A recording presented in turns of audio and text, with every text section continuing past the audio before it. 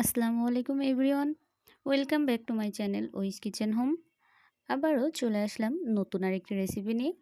আজকে তৈরি করে দেখাবো সুজির ফ্রেঞ্চ ফ্রাই। রেসিপিটি দেখার সাথে সাথে অবশ্যই লাইক দিয়ে দেখা শুরু করবেন এবং শেষ পর্যন্ত দেখার অনুরোধ রইল। চুলায় একটি প্যান বসিয়ে আমি এখানে নিয়ে নিচ্ছি হাফ কাপ পরিমাণ পানি। এখন এর ভিতরে দিয়ে দেব 1/4 চা চামচ রসুন বাটা, 1/4 চা চামচ আদা বাটা, 1/4 চা চামচ গোলমরিচের গুঁড়ো। এবার এসব উপকরণ খুব ভালো করে একটু মিশিয়ে নিতে হবে পানির সাথে। পানি বলক চলে এসেছে, এটা খুব বেশি বলক আসার দরকার নেই বা কিছু শুকানোরও প্রয়োজন নেই। ভালো করে পানির সাথে মশলাগুলো মিশিয়ে নিলেই হয়ে যাবে। এখন এর ভিতরে অ্যাড করব হাফ কাপ সুজি। সুজিটা পানির সাথে খুব ভালো করে মিশিয়ে নিতে হবে। আমি এখানে কাঁচা সুজি ব্যবহার করছি। অবশ্যই কাঁচা সুজি ব্যবহার করতে হবে, কোনো প্রকার ভাজা সুজি এখানে ব্যবহার করা যাবে না। ভালো করে এভাবে চেপে চেপে সুজি মিশিয়ে নিতে হবে পানির সাথে। একটা জিনিস খেয়াল করেন, আমি কিন্তু হাফ কাপ পানির সাথে হাফ কাপ সুজি ব্যবহার করছি। এটা কিন্তু একদম পরিমাপ অনুযায়ী। ভালো করে মিশিয়ে নেওয়া হয়ে গেলে চুলা থেকে এটি নামিয়ে নিতে হবে। এখন একটি পাত্রের উপরে বা এরকম কাটিং বোর্ডের উপরে এটা আমি নিয়ে নিচ্ছি, রেখে দেব একটু ঠান্ডা হওয়ার জন্য। 2 থেকে 3 মিনিট পরে আমি এখানে প্রায় 1 চা চামচের একটু বেশি তেল দিয়ে ভালো করে এটা মুথে নিতে হবে।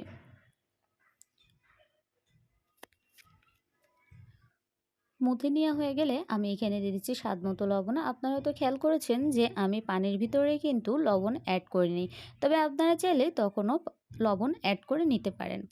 ভালো করে মুথে নেওয়া হয়ে গেলে আমি এটা দুটো লেচি কেটে নিচ্ছি, এক সাইডে রেখে দিচ্ছি। এখন উপরে এরকম র্যাপ পেপার দিয়ে আমি নিয়ে নিচ্ছি।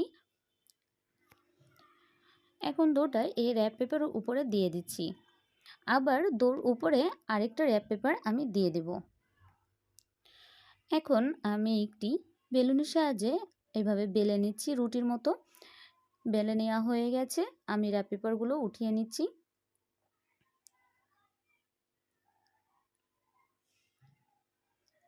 এটা পুরো তো থাকবে, খুব বেশি পাতলাও না আবার খুব বেশি মোটাও না। এখন এরকম চারি সাইড থেকে আমি সুন্দর করে কেটে নিচ্ছি। আমি এটা স্কোয়ার শেপ করে নেব। বাড়তি অংশগুলো আমি এক সাইডে রেখে দিচ্ছি এবং এগুলোকে চিকন বা মোটার মিডিলে রেখে এগুলোকে আমি কেটে নিচ্ছি।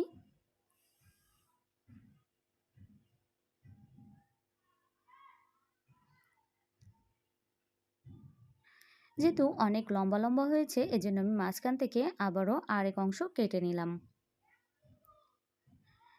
এখন চুলায় একটি প্যান বসিয়ে দিয়ে দিচ্ছি পরিমাণ মতো তেল। তেল গরম হয়ে আসলে একে একে সুজির স্টিকগুলো দিয়ে দিচ্ছি।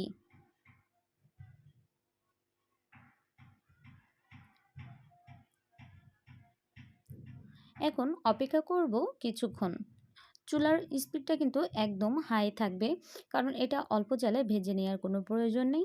আমি এরকম চামচের সাহায্যে আরেক পাশ উল্টে দিচ্ছি।